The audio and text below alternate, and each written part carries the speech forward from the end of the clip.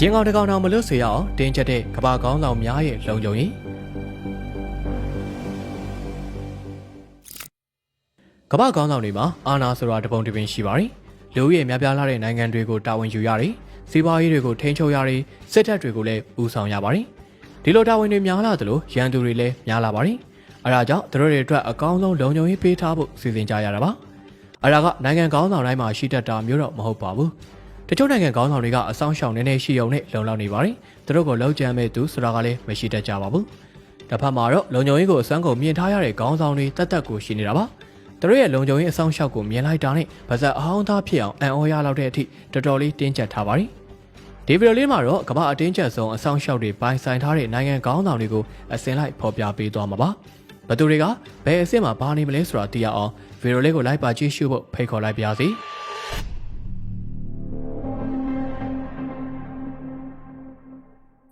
နံပါတ်၈ Recep Tayyip Erdogan တူရကီသမ္မတတူရကီရဲ့12ဦးမြောက်လက်ရှိသမ္မတအာဒိုကန်ကတကမ္ဘာလုံးမှာနာမည်ကြီးသူပါဘလို့နာမည်ကြီးလဲဆိုတော့ရန်သူတွေမွေးထုတ်တဲ့နေရာမှာနာမည်ကြီးတာဖြစ်ပါတယ်မြို့တော်ဝင်ဘွားကနေသမ္မတရာထူးထိတက်လန်းလာခဲ့တဲ့ဝါရဲ့နိုင်ငံရေးသမားဖြစ်တာကြောင့်အစာကလေးကလည်းမလို့သူတွေပေါ်များလာပါတယ်နောက်ပြီးသူကပြောစရာရှိရင်လေဒုတ်ထိုးအိုးပေါက်ပြောချတတ်တာပါအဲဒါကြောင့်သမ္မတဖြစ်လာချိန်မှာတော့လုံခြုံရေးကို share plan နဲ့ယူထားရပါတယ်အာဒိုကန်ရဲ့အဆောင်ရှောက်အဖွဲ့အင်အားကတော်တော်လေးတောင်းတင်းနေတာပါဘယ်ကိုတော့ကိုရန်တော်60လောက်ကိုခေါ်သွားပါတယ်နောက်ပြီးသွားမယ်လမ်းကြောင်းတစ်လျှောက်မှာလဲလက်ဖြောင်စနိုက်ပါသမားအယောက်100လောက်ကိုအကြားလည်းမရှိစေအောင်နေရာချထားတာပါအဲ့ဒါကတာမန်သွားလာတဲ့ကိစ္စမျိုးလောက်ပဲရှိနေပါသေးတယ်အခမ်းအနားပွဲတွေရှိတယ်ဆိုရင်ဒါမှမဟုတ်ချိန်ချောက်မှုမြင့်တဲ့နေရာတွေဆိုရင်စနိုက်ပါသမား3000လောက်ထိကိုတိုးမြင့်တက်တာပါအဲ့ဒီစနိုက်ပါတွေကလည်းထိပ်တန်းအဆင့်တွေကြီးပါပြီလူတယောက်ရဲ့ကြွက်သားလှုပ်ရှားပုံမူမမှန်တာကိုတတိပြုမိနိုင်အောင်အထူးလေ့ကျင့်ထားကြတာပါရောတွေ့ရင်တနမောင်းကိုဆွဲညှစ်ဖို့ဝင်လေးကြတဲ့သူတွေမဟုတ်ပါဘူးနောက်ပြီးသူ့ရဲ့ရင်ထဲမှာဆိုရင်လည်းအဆောက်အအုံကားတွေပြင်ဇိမ်ခံကားဆန်နက်စည်းလောက်ကိုတုံးထားတာပါသူကဆန်နက်စည်းတွေကတစည်းကိုထိုင်လိုက်သွားပါတယ်ကျန်တဲ့အစည်းတွေမှာတော့ကိုရန်တော်တွေလိုက်ရတာပါပြောရရင်အဲ့ဒီကိုရန်တော်အဖွဲ့တွေကလည်းအထူးအာဏာရထားတာဖြစ်ပါတယ်သမ္မတရဲ့လုံခြုံရေးအတွက်တန်တရားဖြစ်စရာတွေ့လာရင်ဘာမဆိုတုံ့ပြန်နိုင်ပါတယ်အားဒါကြောင့်ပဲအာဒိုကန်နာအရန်ကတ်တဲ့ကလေးတွေအမျိုးသမီးတွေကိုထိခိုက်အောင်လုပ်ခဲ့မိတာတွေလည်းရှိခဲ့တာပါနောက်ပြီးလုံခြုံရေးယူပေးတဲ့လျှို့ဝှက်အေဂျင့်တွေရဲအရာရှိတွေကိုတော့အထင်မှားပြီးရိုက်နှက်မိတာတွေရှိခဲ့ပါတယ်ကိုချင်းဖြစ်နေတဲ့အတွက်ဒီကိစ္စတွေကအကြီးအကျယ်တော့မဖြစ်ခဲ့ပါဘူးနောက်ပြီးကိုရန်တော်အဖွဲ့ထဲမှာပဲတနက်ကိုင်းတဲ့လူတွေကတသက်ရှိနေတာပါအဲ့ဒီလက်နက်ရဲ့ပြအားကလည်းပြင်းထန်ပါတယ်မသိရင်ကာကွယ်ဖို့ကိုင်းတဲ့လက်နက်လိုမဟုတ်ပဲခြေမုံကြီး rifle လိုဖြစ်နေတာပါသူတို့အင်အားနဲ့ဆိုရင်တော်ရုံတပ်ဖွဲ့လောက်ကိုခြေမုံနိုင်တဲ့အစွမ်းတွေလည်းရှိနေပါတယ်နံပါတ်9 Narendra Damodar Modi အိန္ဒိယဝန်ကြီးချုပ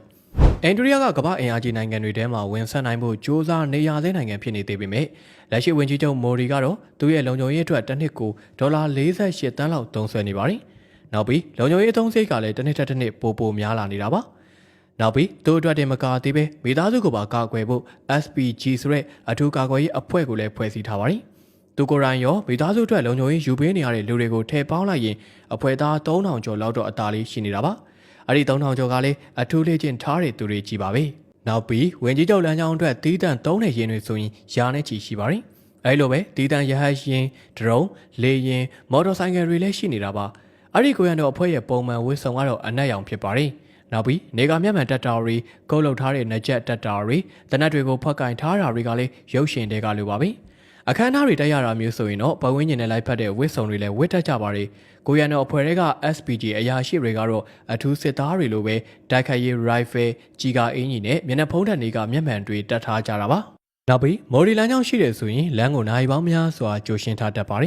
်ဒီရင်တန်းမှာစိတ်ကြိုက်ပြုပြင်ထားတဲ့ BMW 760တန်ကြပ်ကား Mercedes Maybach အဆောင်ကား2စီး Range Rover 4စီး BMW H5 10စီး Mercedes-Benz Sprinter လူနာတင်ယာဉ်2စီးelectronic စစ်စင်ရေးရင် Tata Safari ကားတွေပါဝင်ပါတယ်။မော်ဒီစီးတဲ့ကားတွေကတော့ VR7 အဆင့်သတ်မှတ်ချက်ရထားပြီးမြေမြုံမိုင်းနဲ့စက်တနက်တံတွေကိုကာကွယ်နိုင်စွမ်းရှိနေတာပါ။နောက်ပြီးဓာတုစီဝါလက်နက်တိုက်ခိုက်မှုတွေဖြစ်လာရင်အတွင်းကဓာတ်ငွေတန်ခံနိုင်တဲ့အခန်းဖြစ်ပြောင်းလဲသွားမှာဖြစ်ပါတယ်။နံပါတ်6 Mamadi Doumbouya ဂီနီယာယီစစ်ကောင်ဆောင်ဂီနီနိုင်ငံရဲ့အရင်သမ္မတအယ်ဖာကွန်တီတယောက်သူ့ကိုအာဏာသိမ်းစေခဲ့တဲ့လုံခြုံရေးအဖွဲ့ကိုကိုယ်တိုင်ပြုစုပြိုးထောင်ခဲ့တဲ့ဆိုရင်အံ့ဩမိမှာပါ။ကိုရီကိုဖြုတ်ချပြီးအာဏာသိမ်းခဲ့တဲ့ဒရမ်ဘူရာကစစ်တပ်ကဒူပိုမူကြီးဟောင်းတယောက်လည်းဖြစ်ပါတယ်။2005ခုနှစ်မှာသမ္မတကွန်တီကလုံခြုံရေးတပ်ဖွဲ့အတွက်ဒေါ်လာ119တန်းကိုစံချိန်တင်ပြီးသုံးစွဲခဲ့တာပါ။အဲဒီပမာဏကနိုင်ငံ GDP ရဲ့2.9%တောင်ရှိခဲ့တာဖြစ်ပါတယ်။ သူကဒရမ်ဘူယာကိုလည်းအဲ့ဒီအဖွဲ့ရဲ့ခေါင်းဆောင်ဖြစ်ယာရုတိုးပေးခဲ့တာပါဒီအထူးတပ်ဖွဲ့မှာအရေးချင်းပြေးသွားတဲ့စစ်သား100ကျော်ပါဝင်ပါတယ်သူတို့ကိုနိုင်ငံခြားလိုနေရာမျိုးတွေပို့ပြီးတော့တေချာလေ့ကျင့်ပေးခဲ့တာပါပြောရရင်ဒီအဖွဲ့ကလုံခြုံရေးအဖွဲ့ဆိုပေမဲ့ထိပ်သီးကွန်မန်ဒိုတွေကိုစုပေါင်းထားတယ်လို့ဖြစ်နေပါတယ်နောက်ကျတော့ဒရမ်ဘူရာကဒီအဖွဲ့ရဲ့အကူအညီနဲ့တမရကိုဖြုတ်ချပြီးအာဏာသိမ်းခဲ့လိုက်တာပါပြီးတော့သူ့ရဲ့လုံခြုံရေးအတွက်အဲ့ဒီအဖွဲ့ကိုပဲဆက်ပြီးတာဝန်ပေးထားပါတယ်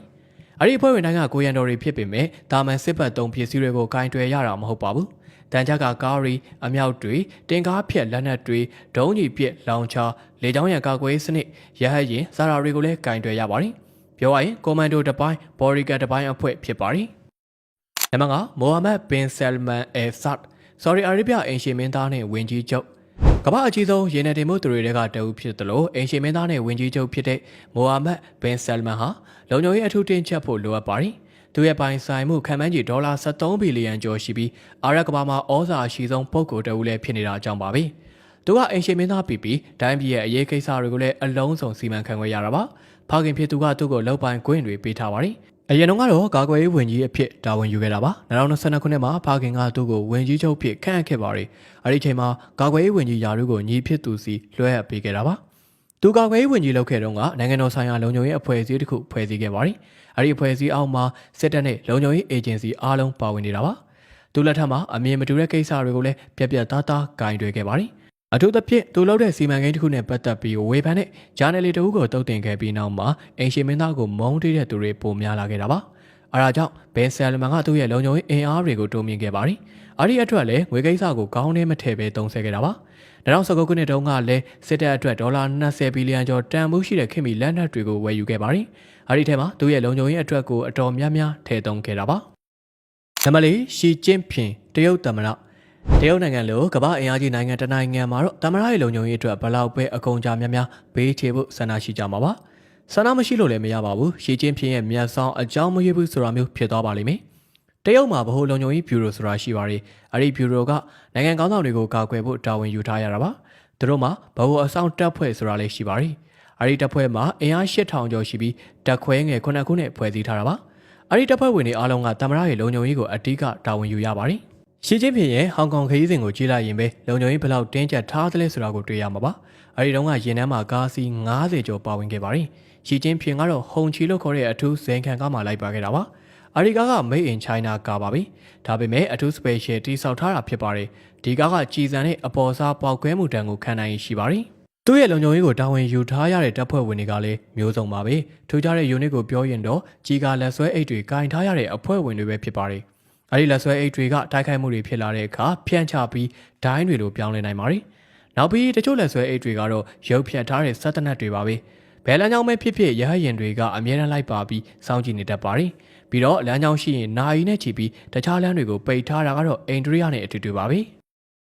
နံပါတ်3ကင်ဂျုံအွန်မြောက်ကိုရီးယားအမြင့်ဆုံးခေါင်းဆောင်မြောက်ကိုရီးယားရဲ့အာဏာရှင်ခေါင်းဆောင်ကသူ့ကိုအန်ဒရယ်ပြုတ်လာမှာကိုတွေးပူပြီးကြောက်တယ်လို့သူပါအဲဒါကြောင့်သူ့ရဲ့လုံခြုံရေးအစီအမံတွေကိုတော်တော်ရှုပ်ထွေးစီစဉ်ထားပါတယ်လေယာဉ်လည်းမစီးရပါဘူးသွားစရာရှိရင်သူ့ရဲ့အထူးရထားကြီးနဲ့ပဲသွားတတ်တာပါတခြားကောင်းဆောင်တွေနဲ့ကြွားချတာကသူစီးလာတဲ့ကားကအရှိန်နှင်းသွားရပြီဆိုရင်ကိုရန်တော်တွေကကားဘေးကနေပြေးလိုက်ကြရတာဖြစ်ပါတယ်အဲ့ဒီကိုရန်တော်တွေကိုလည်းဒေတာစီးစစ်ရွေးချယ်ထားတာဖြစ်ပါတယ်အဲ့ဒီကိစ္စကိုဗဟိုပါတီရုံးအမှတ်6ကဂိုင်တွယ်ထားတာပါဒီ unit မှာပါဝင်ခွင့်ရဖို့ခက်ခဲကြမ်းတဲ့လေ့ကျင့်မှုတွေနဲ့စမ်းသပ်မှုတွေကိုကြော်ပြကြရပါတယ်သူတို့တွေကခေါင်းဆောင်နဲ့အရက်ညီနေဖို့လဲလိုအပ်နေတာပ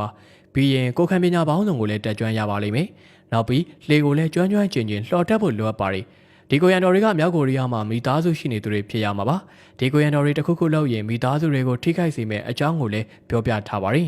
်ကိုရန်တော်တွေအပြင်အမြင့်ဆုံးအစောင့်တပ်ဖွဲ့ဆိုတာလည်းရှိနေသေးတာပါအဲ့ဒီအဖွဲ့ကတော့လူ3သိန်းကျော်လောက်ပါဝင်ပါတယ်အဲ့ဒီ3သိန်းကျော်လုံးကခေါင်းဆောင်ရေးလုံခြုံရေးကိုပဲတာဝန်ယူကြရတာပါဒါတွေပဲလားဆိုတော့မဟုတ်သေးပါဘူးအထူးလေ့ကျင့်ထားတဲ့စစ်သား3သိန်းကျော်ပါဝင်တဲ့အရန်တပ်ဖွဲ့ဆိုတာလည်းရှိနေပါသေးတယ်အဲ့ဒီဖွဲ့ကတော့တိုက်ခိုက်မှုတွေဖြစ်လာပြီးကင်ဂျုံအွန်ကိုဘေးကင်းတဲ့နေရာကိုရွှေ့ပြောင်းနိုင်မှုဖွဲ့စည်းထားတာပါနောက်ပြီးဒီအဖွဲ့ဝင်တွေအားလုံးကကင်ဂျုံအွန်အတွက်သူတို့ရဲ့အသက်ကိုပေးမယ်လို့သစ္စာခံထားရတဲ့သူတွေလည်းဖြစ်ပါတယ်နံပါတ်1ဒေါ်နယ်ထရန့်အမေရိကန်ပြည်ထောင်စုသမ္မတ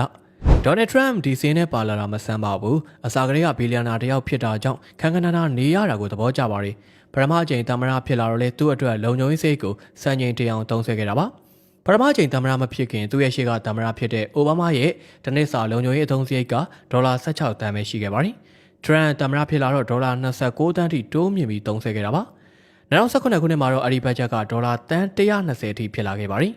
အမေရိကန်သမ္မတရဲ့လုံခြုံရေးကိုတာဝန်ယူပေးရတဲ့လျှို့ဝှက်အဖွဲ့တွေလည်းရှိနေတာပါအဖွဲ့ဝင်အားလုံးပေါင်းက9000ကျော်ရှိတယ်လို့ဆိုပါတယ်သူတို့အားလုံးကလည်းအထူးလေ့ကျင့်မှုတွေကိုကြော်ဖြတ်ကြရတာပါခေတ်မီနေပညာတွေကိုလည်းကျွမ်းကျင်ကြပါတယ်သမ္မတစီးတဲ့ The Base ကတော့တကမ္ဘာလုံးမှာအလုံးစုံဆုံးကားလို့တင်စားရတဲ့အထိပါပဲကိုရဲက9လက်မထိုးတဲ့တန်ကြပ်ကားတွေတက်ဆင်ထားပါတယ်တကားတွေက10လက်မလောက်ထိုးသလိုဓာတုဇီဝတိုက်ခိုက်မှုတွေကိုလည်းခံနိုင်ရရှိနေတာပါနောက်ပြီးအတွင်းမှာကိုပိုင်အောက်ဆီဂျင်မြင်တဲ့ဖုန်းတွေသမ္မတရဲ့သွေးရည်အရန်တွေကိုလည်းစောင့်ထားရပါတယ်နောက်ပြီးတိုက်ခိုက်မဲ့သူတွေကိုလှည့်စားဖို့ The Base ပုံတူကားတွေလည်းထပ်ရှိနေသေးတာပါTrump ရဲ့ရင်နှန်းက The Base အပါအဝင်ကားအစီးရေ30ကျော်လောက်ရှိတတ်ပါတယ်။အဲဒီထဲမှာအေဂျင့်တွေလိုက်ပါတဲ့ယင်းအဆောင်ရှောက်ယင်းလူနာတင်ယင်းဆက်သွယ်ရေးလိုင်းနှောက်ယှက်တဲ့ယင်းစသဖြင့်စုံလင်အောင်ပါဝင်နေတာပါ။နောက်ပြီး drone ရဟတ်ယာဉ်တို့နဲ့လည်းလုံခြုံရေးယူထားပေးပါတယ်။လေကြောင်းခရီးဆိုရင်တော့ F-1 ကိုအသုံးပြုပြီး F-35 တိုက်လေယာဉ်နှစ်စီးကလိုက်ပါစောင့်ရှောက်ပေးရတာပါ။နံပါတ်1 Vladimir Putin ရုရှားသမ္မတရုရှားကကမ္ဘာမှာဩဇာအကြီးဆုံးနိုင်ငံတစ်ခုဖြစ်ခဲ့ပေမဲ့အခုချိန်မှာတော့အမုန်းခံရသောနိုင်ငံထဲမှာပါနေပါပြီ။ဒါကြောင့်2000ပြည့်နှစ်ကလေးကအာဏာရယူထားတဲ့အရင် KGB အေဂျင့်ဟောင်းဗလာဒီမာပူတင်ကသူ့ရဲ့လုံခြုံရေးနဲ့ကျန်းမာရေးကိုလုံလုံကဲကဲအာရုံစိုက်နေတာအံ့ဩစရာမဟုတ်ပါဘူး။သူ့ရဲ့ပထမဆုံးကာကွယ်ရေးလိုင်းကတော့မက်စကတီရာလို့ကိုယ့်ကိုယ်ခေါ်တဲ့ရုရှားရဲ့ Federal ကာကွယ်ရေးဝန်ဆောင်မှု FSO ကအထူးတပ်ဖွဲ့ပါ။ဒီအဖွဲ့အကြောင်းတိတ်မသိရပေမဲ့သူတို့ကစိတ်ပိုင်းဆိုင်ရာကိုယ်ခန္ဓာပိုင်းဆိုင်ရာအလွန်အမင်းပြင်းထန်တဲ့စစ်ဆေးမှုတွေနဲ့ရွေးချယ်ခံထားရတာပါဒီအဖွဲ့သားတွေကခင်မီလက်နက်တွေနဲ့အတိုင်းကလက်ဆွဲအိတ်တွေကိုအမြဲဆောင်ထားကြပါတယ်လမ်းကြောင်းရှိပြီဆိုရင်လေလုံခြုံရေးကိစ္စကိုလားနေချီပြီးစီစဉ်တက်ကြတာပါအချိန်ကမှသိရတဲ့လမ်းကြောင်းတွေဆိုရင်တော့လူအင်အားသုံးပြီးလုံခြုံရေးယူပါတယ်ပူတင်ရဲ့စီးတော့ရင်အားလုံးကတော့တန်ကြပ်ကာတွေကြီးပဲဖြစ်ပါတယ်အမျိုးအစားကွာခြားပေမဲ့စွမ်းဆောင်ရင်ကတော့တခြားသူတွေလိုပါပဲပူတင်ကလူရှိသူရှိထွက်ဖို့လိုအပ်တဲ့ကိစ္စတိုင်းမှာစနိုက်ပါသမားတွေကိုနေရာအနှံ့ချထားတတ်ပါတယ်။နောက်ပြီးအစားအသောက်တွေကိုလည်းကိုရန်တော်တယောက်ကအရင်မီးစမ်းကြည့်ရတာပါ။နောက်ပြီးတိုက်ခိုက်မှုတွေဖြစ်လာရင်အာယုံလွဲဖို့သူနဲ့ပုံစံတူတယောက်ကိုလျှို့ဝှက်ပြီးခေါ်သွားတတ်တာပဲဖြစ်ပါတယ်။ရဲရုပ်တဲ့အခြေအနေမှာအဲ့ဒီသူကိုထိုးကျွေးပြီးအာယုံလွှဲနိုင်ဖို့ပါပဲ။ရင်ကောင်တော်မလို့စေရတဲ့ကမ္ဘာကောင်းဆောင်တွေရဲ့လုံခြုံရေးအစီအမံတွေအကြောင်းဗီဒီယိုလေးကိုတော့ဒီမှာပဲညီကုန်းချုပ်လိုက်ပါတယ်။အဆုံးထိကြည့်ရှုပေးခဲ့တဲ့အတွက်အားလုံးကိုကျေးဇူးတင်ပါတယ်။